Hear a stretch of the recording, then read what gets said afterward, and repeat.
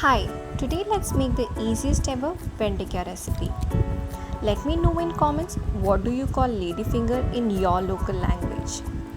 For this recipe, you will find the ingredients already available, so why don't you make it along? So to begin, in a pan we will take 2 tablespoons of oil. Once the oil is hot, add the mustard seeds and let it splutter.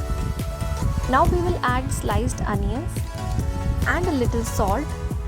As usual, saute on high flame for a minute.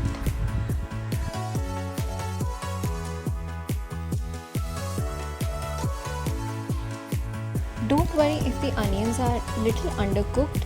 We do not have to fry the onions. The undercooked taste of onions will add to the overall taste of this recipe.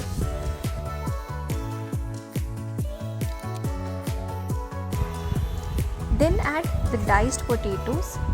Saute for 2 minutes.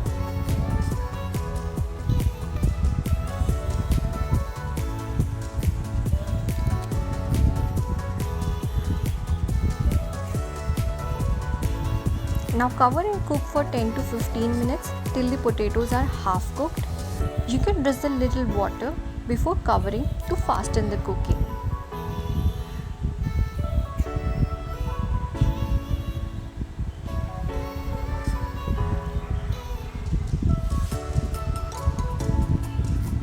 Now add the ladyfinger pieces, mix lightly.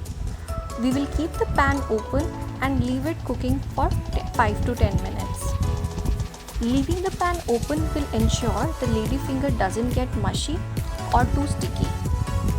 Now add salt as per taste and 1 tablespoon of chili flakes. You can cover and cook this for 10 minutes. Let it cook on medium to high flame for another 10 minutes to ensure it is properly cooked and lightly fried. Take it off the stove and serve it as a side dish.